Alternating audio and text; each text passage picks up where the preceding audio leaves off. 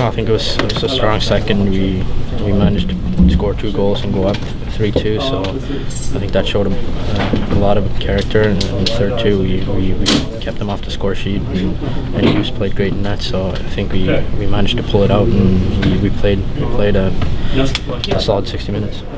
Justin Bradford, Penalty Box Radio, coming to you from Bridgestone Arena, where the Predators were victorious over the Ottawa Senators by a score of 3-2. They continue that playoff push, and hey, they're making things very interesting. They had to battle back from deficits of 1-0 and 2-1, but they were able to battle back and get that victory and continue that push towards a playoff spot.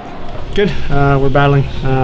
It's a young team over there. They're working really hard, and we talk about just our compete level, and thought it was pretty good tonight, and we need to keep doing that. Yeah, no, I think when we do the right thing with the puck, in the offensive zone, getting pucks in, that team, kind of the details, we stressed how they played last night, and a lot of their big D played big minutes, so it was kind of one of those things where we put pucks behind them and kind of swarm them and get in on the forecheck, then, tire them down, and good things are going to happen, and, we have that relentless forecheck when some of these guys can get in the offensive zone, and that creates a lot of offense for us, so I think that's our identity, and when we do that, we're really successful, and we've seen bits and pieces and flashes throughout the last 14 games, like you said, and we're just trying to string that together and kind of stick to that game plan. Hey, the Preds were 2 of 3 on the power play tonight. Ryan Ellis and Viktor Arvidsson both scoring on the power play. A little bit of rhythm, but hey, a struggling team like Ottawa could help fix that power play and get it going with a little bit more consistency.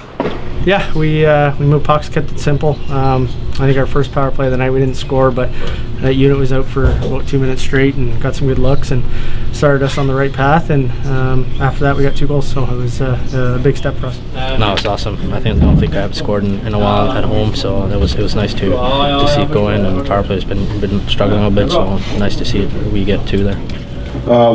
We've probably done more personnel changes. I think the structure of it, they were in a 1-3-1, we're still doing a 1-3-1. We've changed, I think, different guys and maybe delivered the minutes around to different players in certain ways. I'd say the biggest thing is really trying to play quicker on the power play, more of a shot mentality.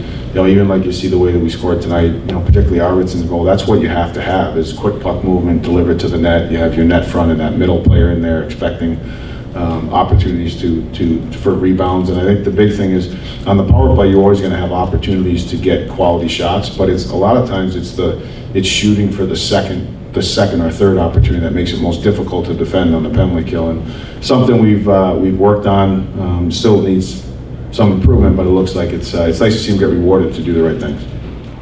Ryan Ellis, with his transition back from injury after missing 20 games, looking pretty seamless right now. Yes, he skated for a little bit, and he got to practice a lot, and he paid attention during practices, but on the ice, points are coming in for him, a goal and an assist tonight. Looking pretty seamless out there for Ryan Ellis in his return. Yeah, game 1 was a little rough, I guess you can call it, just trying to get used to a new system and find the legs, find the lungs, and since then, just try to settle in and do my part, and it's easy playing with Yost and the rest of our D-core, and it's a process, but just keep going.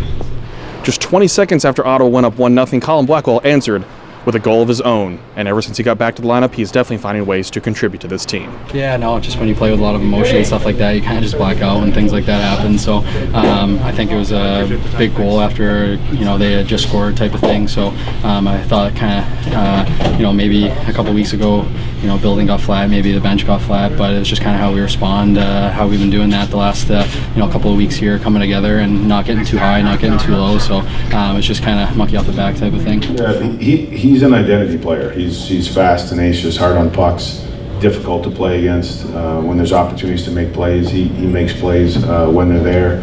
He's responsible defensively. I think when you look at his game in general, he's and you go through your lineup and go through your team and you say, okay, who are the guys that are difficult to play against? Colin's at the top of the list. Predators still have games in hand over teams that are in front of them. They want to take advantage of that and make sure they're getting wins in those games to keep on climbing those standings, because lots of games left to come for the Predators. Yeah, we're taking good strides in the right direction.